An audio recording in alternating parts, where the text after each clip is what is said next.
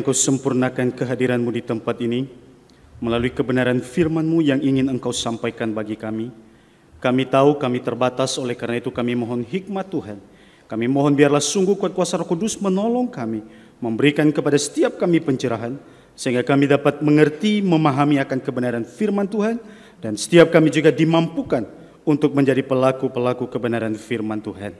Berbicaralah bagi kami, karena kami sudah siap mendengarnya. Dalam nama Yesus kami berdoa. Amin. Mari kita buka bersama-sama di dalam Matius pasal 26 ayat 36 sampai 46. Injil Matius 26 ayat 36 sampai 46. Saya akan membacakannya buat kita sekalian. Di Taman Getsemani, maka sampailah Yesus bersama-sama murid-muridnya ke suatu tempat yang bernama Getsemani. Lalu ia berkata kepada murid-muridnya, "Duduklah di sini sementara aku pergi ke sana untuk berdoa." Dan ia membawa Petrus dan kedua anak Zebedeus sertanya. Maka mulailah ia merasa sedih dan gentar. Lalu katanya kepada mereka, "Hatiku sangat sedih, seperti mau mati rasanya. Tinggallah di sini dan berjaga-jagalah dengan aku."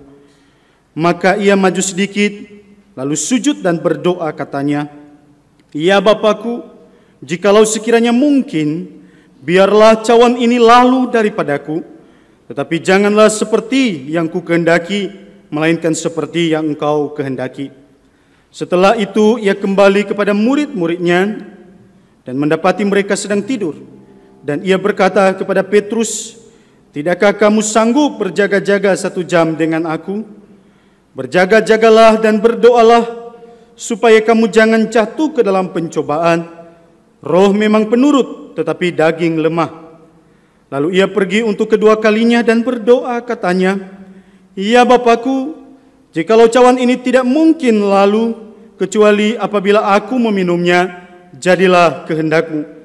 Dan ketika ia kembali pula, ia mendapati mereka sedang tidur, sebab mata mereka sudah berat. Ia membiarkan mereka di situ, lalu pergi dan berdoa untuk ketiga kalinya dan mengucapkan doa yang itu juga. Sesudah itu ia datang kepada murid-muridnya dan berkata kepada mereka, "Tidurlah sekarang dan istirahatlah. Lihat, saatnya sudah tiba bahwa Anak Manusia diserahkan ke tangan orang-orang berdosa. Bangunlah, marilah kita pergi, Dia yang menyerahkan aku sudah dekat." Demikianlah sabda Tuhan, terpujilah Kristus, haleluya.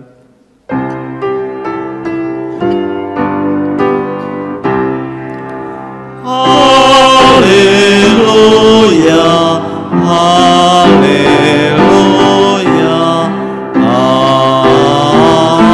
amin, amin.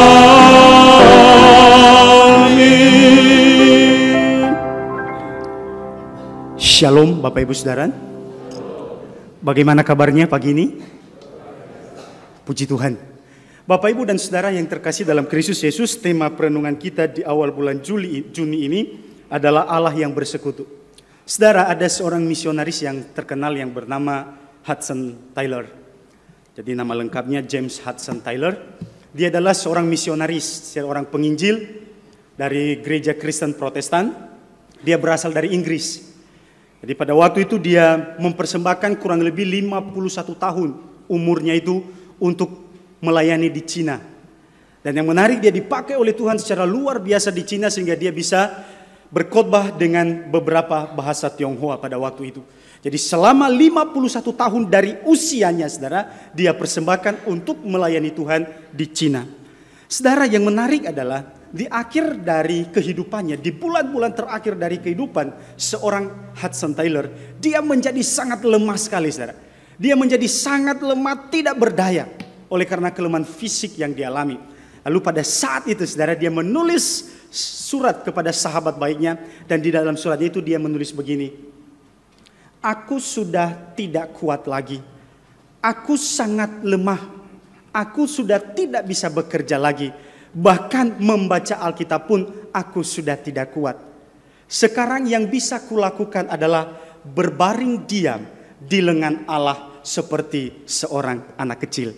Bapak, Ibu, dan saudaraku yang terkasih dalam Kristus Yesus, Hudson Taylor adalah seorang anak Tuhan yang luar biasa. Di tengah pergumulan yang begitu berat, di tengah kelemahan fisik yang begitu dahsyat yang dialami, dia masih mau datang kepada Tuhan dengan kekuatan rohaninya. Dia datang, dia berbaring di lengan Allah, dan dia berdiam mempercayakan seluruh kehidupannya kepada Tuhan. Saudaraku yang terkasih dalam Kristus Yesus, inilah yang juga dikehendaki oleh Allah di dalam kehidupan setiap kita, orang-orang yang percaya kepadanya. Di dalam kita menghadapi berbagai tantangan, di dalam perjalanan hidup kita, di dalam kita menghadapi berbagai persoalan dan pergumulan di dalam kehidupan kita, marilah kita tenang dan tetap datang kepada Tuhan, menggantungkan seluruh kehidupan kita kepada Tuhan. Saudara yang terkasih, Getsemani adalah tempat di mana Yesus Kristus berkumpul dengan sangat, saudara,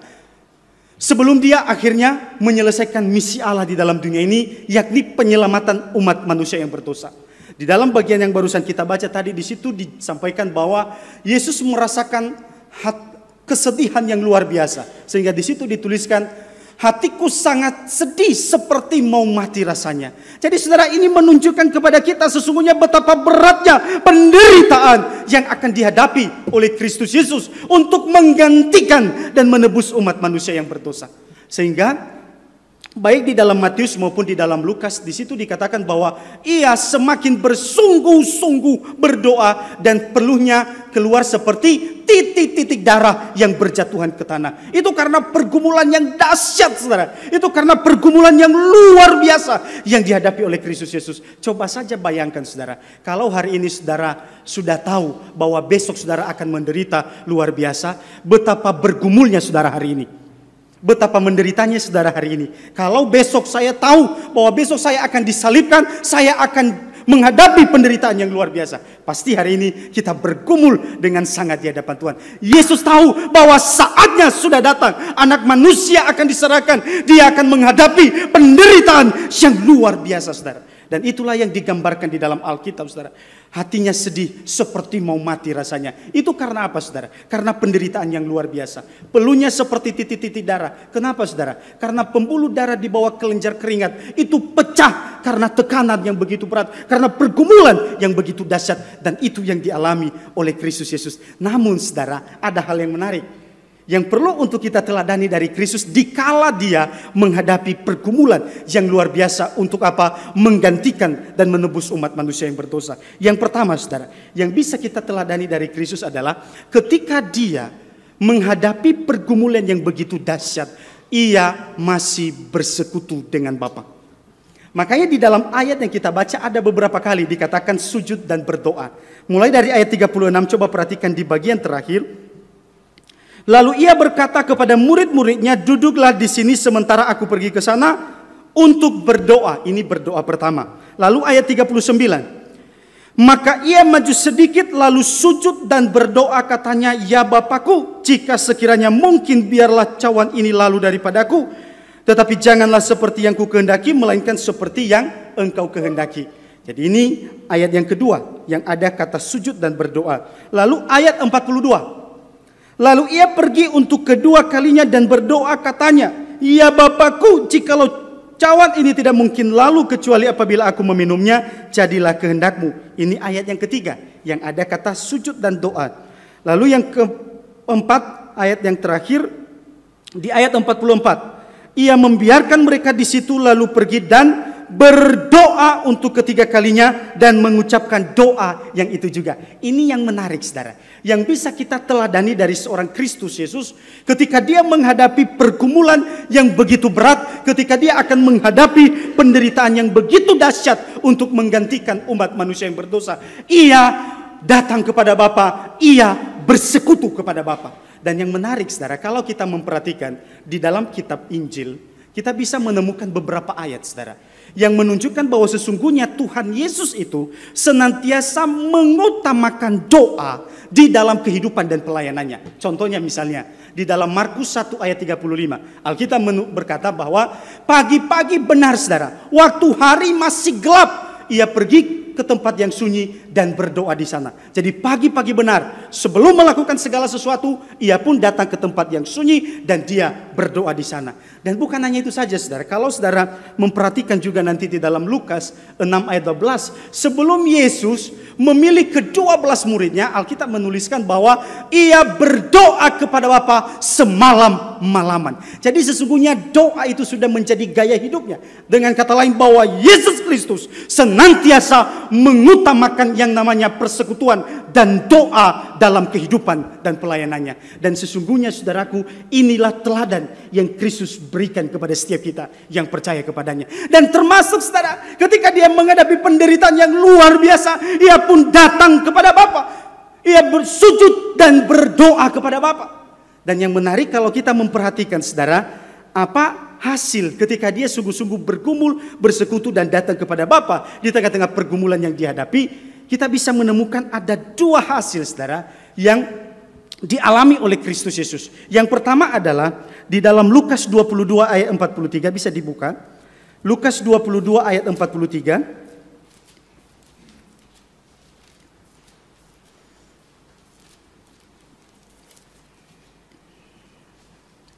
Lukas 22 ayat 43 dikatakan begini.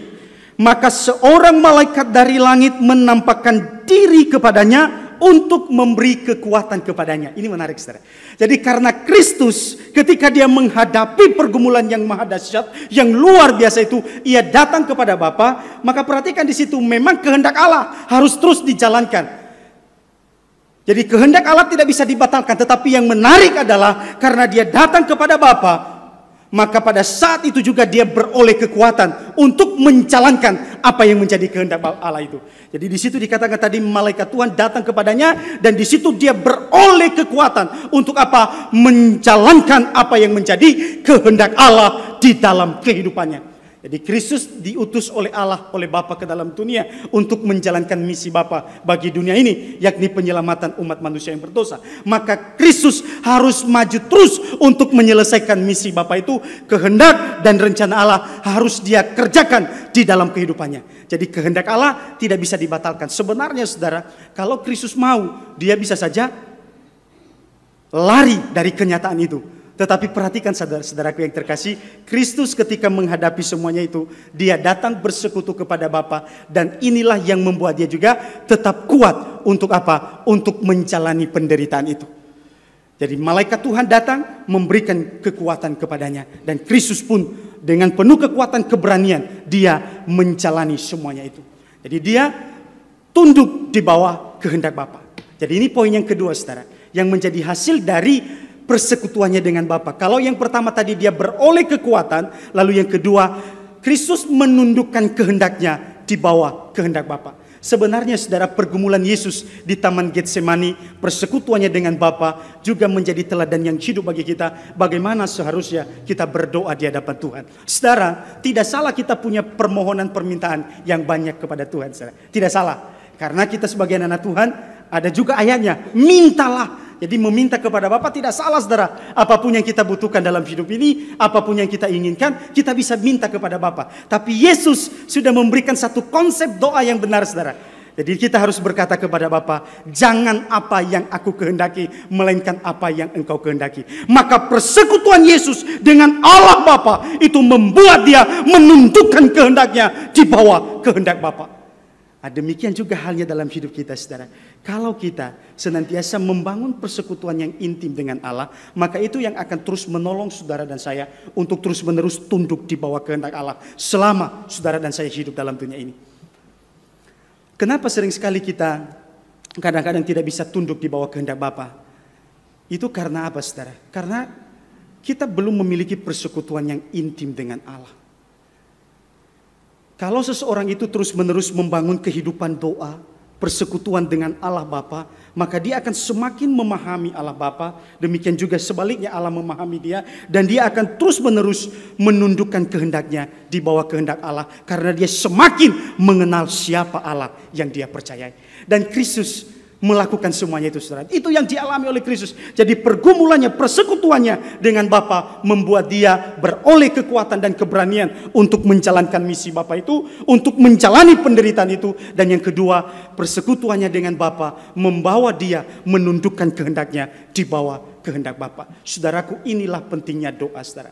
Inilah pentingnya persekutuan kita dengan Allah. Jadi kalau tema kita Allah yang bersekutu, Kristus sudah memberikan satu contoh di dalam kehidupan kita. Bagaimana dia bersekutu kepada Allah Bapa ketika dia menghadapi pergumulan yang luar biasa. Dan sebagai pengikut-pengikut Kristus, sudah sepatutnya kita menjadikan Kristus sebagai teladan di dalam kehidupan kita. Kalau selama dia ada di dalam dunia ini, saudara, dia selalu mengutamakan yang namanya doa dan persekutuannya kepada Bapa, maka kita juga sebagai pengikut Kristus seharusnya mempraktekkan itu di sepanjang perjalanan kehidupan kita.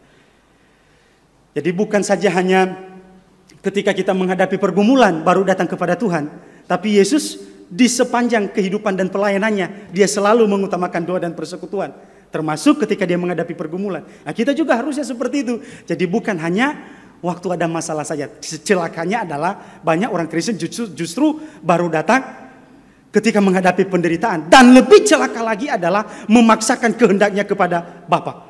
Jadi supaya apa yang ku kehendaki Tuhan. Jadi kalau aku minta ini, ya lakukan hari ini. Nah, itu yang kadang-kadang kurang baik di dalam kehidupan orang-orang yang percaya kepada Yesus. Sudah datangnya hanya waktu menderita, maksa lagi. Seolah-olah Tuhan itu pesuruh yang bisa disuruh-suruh untuk menjalankan apa yang dia kehendaki dalam hidupnya. Tidak seperti itu, saudara. Jadi Yesus sudah memberikan satu konsep doa yang baik, yang benar dalam hidup kita. Kita harus berkata, jangan apa yang aku kehendaki Tuhan. Memang aku ingin ini, itu. Tetapi jangan apa yang aku kehendaki, melainkan apa yang Engkau kehendaki. Biarlah ini menjadi menjadi satu teladan di dalam kehidupan kita ketika kita juga berdoa kepada Tuhan. Jangan pernah kita memaksakan apa yang menjadi kehendak kita kepada Bapa, tapi marilah kita terus-menerus melakukan apa yang menjadi kehendak Bapa di dalam kehidupan setiap kita. Jadi ini pentingnya berdoa. Lalu yang kedua, saudaraku, yang menarik dari teks yang barusan kita baca tadi, poin yang kedua adalah di ayat yang ke-38 dan 40. Lalu katanya kepada mereka, hatiku sangat sedih seperti mau mati rasanya. Tinggallah di sini dan berjaga-jagalah dengan aku. Ayat 40. Setelah itu ia kembali kepada murid-muridnya itu dan mendapati mereka sedang tidur. Dan ia berkata kepada Petrus, tidakkah kamu sanggup berjaga-jaga 1 jam dengan aku? Yang kedua, saudara, yang bisa kita pelajari dari bagian ini, Yesus membutuhkan teman ketika dia sedang bergumul.